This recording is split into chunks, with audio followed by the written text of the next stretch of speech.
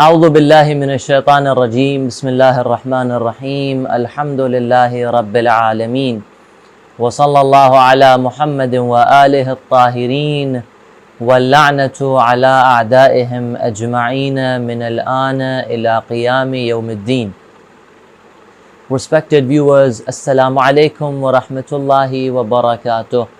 In the previous discussion we were discussing the recommended ghusls, the ghusls that are recommended. After finishing up with the obligatory ghusls, we started discussing the recommended ones, and as I mentioned towards the end of the previous discussion that Ayatollah al-Uzma as-Sistani hafadhahullah, he mentions 25 ghusls that are recommended in his book. And then after mentioning those 25 ghusls, what does he say? He says that the fuqaha, the scholars, the other maraji, the other mujtahideen, they have mentioned ghusls other than these 25 that I have mentioned. But those other than these 25 ghusls, their recommendation is not established according to my view. That's what he says, right? So it's good that someone performs those ghusls with the intention of raja. That means with the intention of hope. Alright? Depending upon the views of those jurists. But we will not be doing these ghusls with the intention of recommendation, with the intention of istihbab. That means, now let me give an example. For example, out of those 25 ghusls, the ghusl of 24th of Dhul Hijjah is not present. The ghusl for 24th of Dhul Hijjah is not amongst those 25 ghusls, right? So we will not, it's not permissible for us to do the ghusl of the 24th of Dhul Hijjah according to what? With the intention of istihbab, but we'll be doing it with the intention of raja if we do the taqleed of Ayatollah as-Sistani, right? So why? Because it's istihbab, its recommendation, it has not been established according to the view of Ayatollah as-Sistani.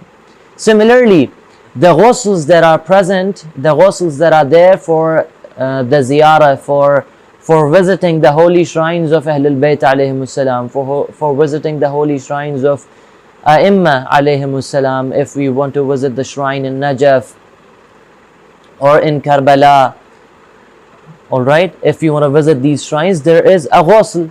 Now this ghusl is not mustahab according to the view of Sayyid Sistani. According to his view, its recommendation has not been established. So if we want to visit the haram, the shrine in Najaf or in Karbala or in other places, Kadhimain, Samarra, Mashhad, then what should we do? We will be doing the ghusl, but with the intention of raja. Now what's the difference? What's the difference if we do it with the intention of raja or with the intention of istihbab? Alright? What is the difference between the two? The ghusl is a ghusl. He says yes. There is no difference. But the only difference is that if a ghusl is mustahab and someone does one of those ghusls that are mustahab, in this condition the person will not be needing any wudu for his prayers and for touching the verses of the Quran and other things, right? If someone does a ghusl that is mustahab, he will not be after this, it's not necessary for the person to do wudu. But if someone is doing the ghusl that is not, that's a ghusl whose that's recommendation has not been established, in this condition, the person will need to take wudu after that ghusl as well. So this is the difference between those 25 ghusls and the other ghusls that he mentions. Now look at what he says in ruling 634. He says, in the course of explaining recommended ghusls, the other jurists, they have mentioned many other ghusls, and a few of them, they are the ghusls for each of the nights of the holy month of Ramadan. or the ghusl for the last 10 days of the holy month of Ramadan. They say all these 10 days it's mustahab for you to do the ghusl. Similarly, all the days of the holy month of Ramadan it's recommended for you to do the ghusls. They have mentioned. But what did Ayatollah Sistani mention? He said only the first night, the 17th, and then the 19th, 21st, 23rd, and 24th. These were the 6 nights. Alright, other than these, they were not mustahab. So if someone wants to do the ghusl on, for example, on the 15th of Ramadan, in this condition, it's permissible for him to do the ghusl with the intention of raja, but this ghusl will not be sufficient to make him enter his prayers. That means it's not permissible for the person to say his prayers with the same ghusl, but will be doing wudu as well. But if someone does the ghusl on the night of 17th of the holy month of Ramadan, that ghusl will be sufficient to enter into prayers. One can say his prayers with the same ghusl and no wudu is required. So this is the difference. Similarly, the ghusls of the ziyarah, he says the ghusls for the visitation, that is the ziyarah of the infallible ma'sumin alayhimus salam, from far or near. If someone wants to visit them, someone wants to do their ziyarah from his home, from here in India, or he wants to go there and then visit them, there is a ghusl. But this ghusl will not be sufficient to enter his prayers, to say his prayers, but he will be taking wudu. He says it is not established, however, that these ghusls are recommended, and some who wants to perform them must do with the intention of raja, that means with the intention of hope. Alright, so this is the mas'ala regarding the mustahab ghusls. And the last one was the same, that if someone performs one of the ghusls that has been legally established to be recommended as being a recommended ghusl, if someone performs any of those ghusls, like those we mentioned in the previous discussion, he says that he can perform the acts that require wudu with the same ghusl, and no wudu will be required. Alright, so if someone does the ghusl of Friday or any other ghusls that were recommended, any of those 25 types of ghusls that were discussed in the previous session, he will be liable to enter into his prayers, to say his prayers, or to touch the verses of the Quran or any other thing. So this is the difference, as I mentioned, between the ghusls whose recommendation has been established and the ghusls that are not established, alright, to be recommended. So this was all regarding the ghusls. So the ghusls in the beginning, when we started discussing the ghusls, what did we say? We said that the ghusl is the second type of spiritual purification. The first type was wuzu, the second type was ghusl, and then we said that the ghusl can be done in 2 ways. The first one was by washing the head and the neck, and then the right side and then the left one, and similarly by immersing one's body. So there are 2 ways of doing the ghusls. A few ghusls are obligatory and a few are recommended. The obligatory ghusls are like what? Like the ghusl for janaba. When the time for prayer enters, it becomes obligatory on us to do the ghusl for janaba. Right? And similarly the ghusl for the other 7 types of ghusls that we mentioned as being obligatory, that were wajib. And then we said that there are a few types of ghusls that are recommended, and we have discussed them in today's discussion. And now moving on to the third type of purification, which is tayammum. So as I said, that there are 3 types of purifications. There are 3 types of spiritual purification, right? The first one is wudu, the second one is ghusl, and the third one is tayammum. We've discussed the first 2, And now, from now on, we'll be discussing the third one. And then, inshallah, we'll be entering into the book of prayers. We'll be discussing the laws of prayers. Okay. So, what is tayammum? Tayammum, its method will be discussed, probably not today, the coming days. Its method will be discussed. But when do we need to do tayammum? As all of us know, that tayammum is done by striking one's hand on the mud or the soil or a stone or pebbles, right, or gypsum or limestone, any other thing on which we'll be mentioning them anyways.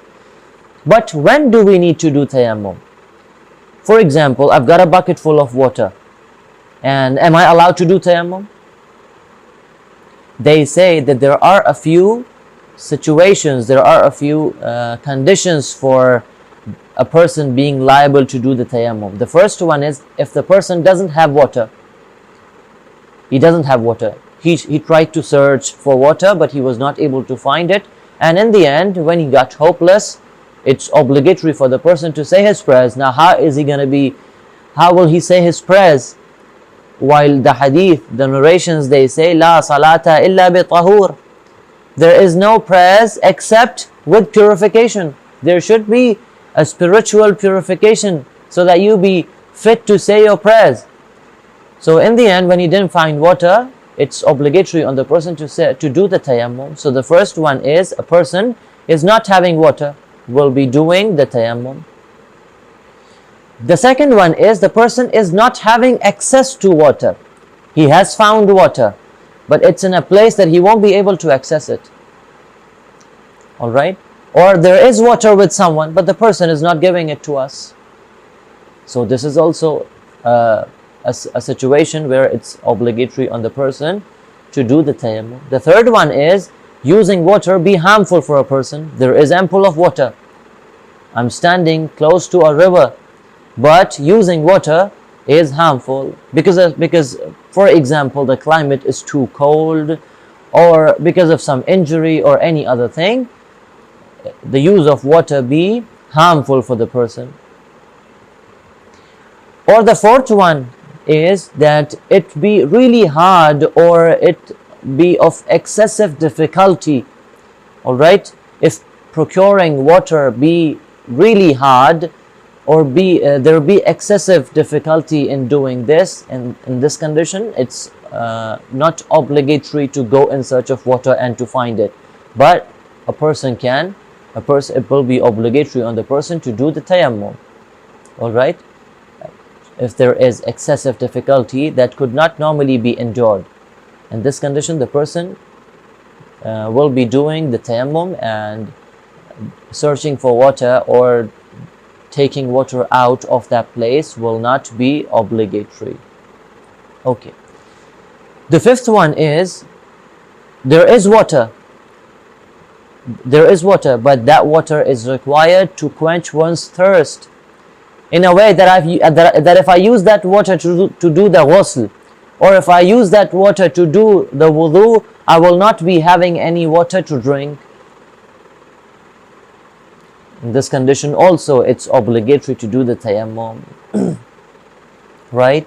Similarly, if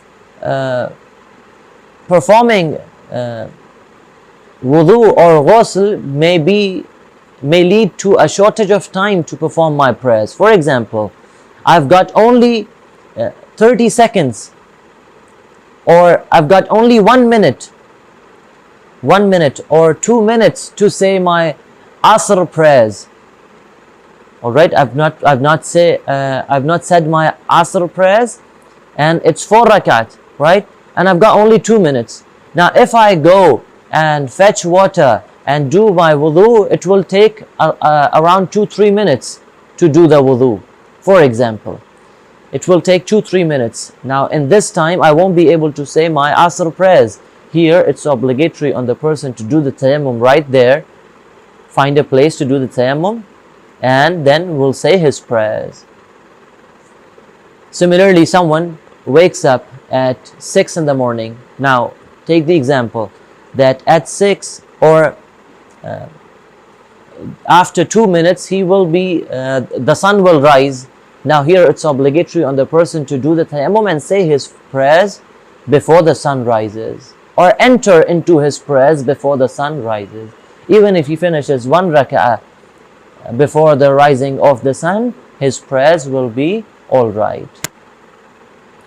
So in these conditions, so if there is a shortage of time, or if the person having no water, or the water be harmful, or he's not having access to water, or the water is required to fulfill one's thirst, in these conditions it's not obligatory on the person to do the wudu or the ghusl, but it will be obligatory on the person to do the tayammum.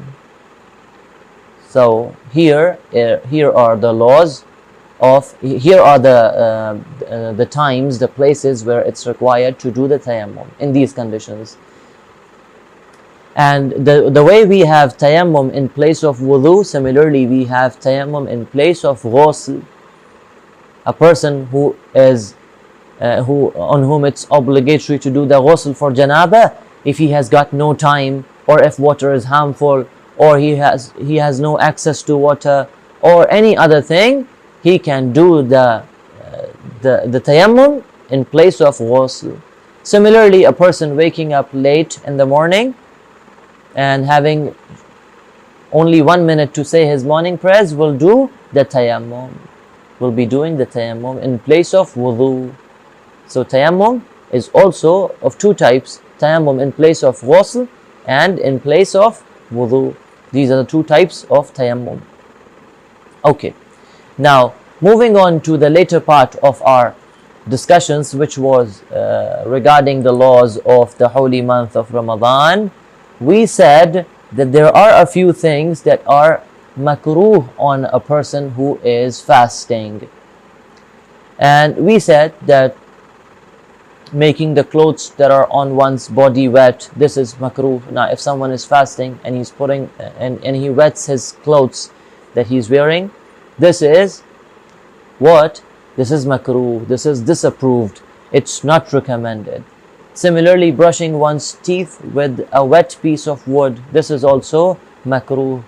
And another one is putting water or any other fluid in one's mouth without any cause.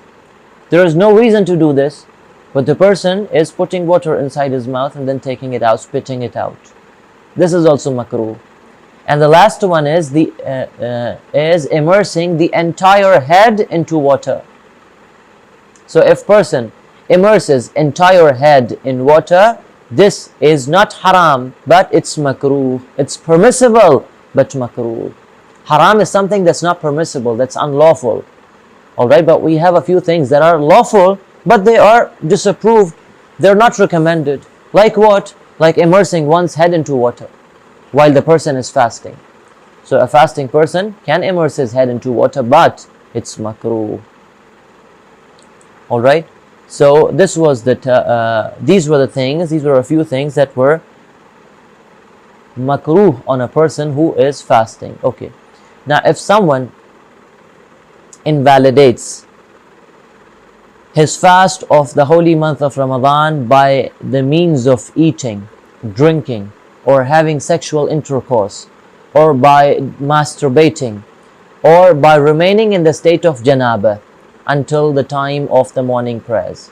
If someone invalidates his fast by any of these 5 means, by eating, invalidates his fast by drinking, or by having sexual intercourse, or by masturbating, or by remaining in the state of janaba till the time of the morning prayers, if he invalidates his fast by any of these things, it's obligatory on the person to give the qada, to do the qada, and also the kafara will be obligatory on this person.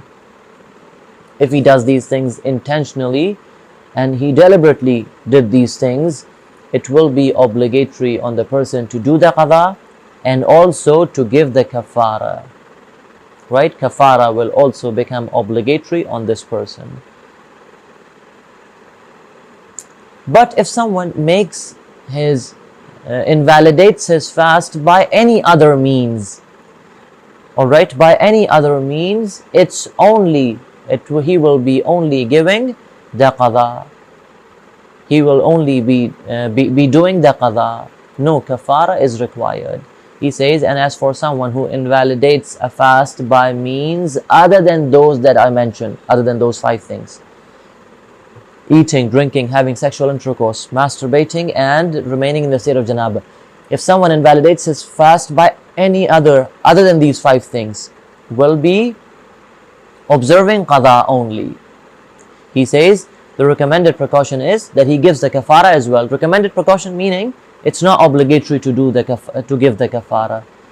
But if someone, now for example, if someone attributes something false to Allah subhanahu wa ta'ala, or to the Prophet, to Rasulullah sallallahu alayhi wa alayhi, or to one of the Imams alayhimus salam, if he attributes a false narration to one of these personalities, he will be observing qada. If he doesn't eat anything, he will not be allowed to eat anything. He will observe the qada, right? And no kafara is required. Similarly, if someone intentionally vomits, alright, puts his finger into his throat and then vomits, if he does that intentionally, vomiting done intentionally will make the person liable to do the qada, but kafara will not be obligatory on the person. 2. 3. If someone is applying liquid enema, here also the fast will be invalidated, and the person will be observing the qada only, and he will not be required to give the kafara. I hope the mas'ala is clear. But if someone invalidates his fast by the means of any of those 5 things that I mentioned: eating, drinking, having sexual intercourse, masturbating, or remaining in the state of janaba, if he does by any of these 5 things, it will be obligatory on the person to give the kafara, as well as to do the qada. Okay. Now, how much is the kafara? The kafara that should be paid, that should be given, how much is it? He says, if someone invalidates his fast, he breaks his fast intentionally in the holy month of Ramadan, it's obligatory on the person to do one of these 3 things. The first one is either he must free a slave, عتق رقبة, it means to free a slave, or he must fast for 2 months with the instructions that will be mentioned right now, or probably in the next discussion. Either he must free a slave, or must fast for 2 months, or should feed 60 poor people. One of these 3 things will be obligatory on the person. Now, in these times, we do not have slaves to free them, right?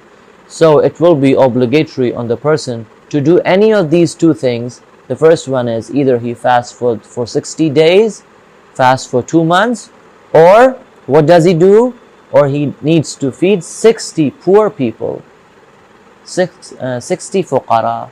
For each fast, if he breaks once, he will do this. If he breaks 2 fasts, he will need to fast for 4 months, 2 and 2, or need to feed 120 people, 60 and 60. So this is the kafara for each fast that a person breaks intentionally. Now the other laws regarding kafara will be discussed in the next discussion. هذا وصلى الله على محمد وآله الطاهرين.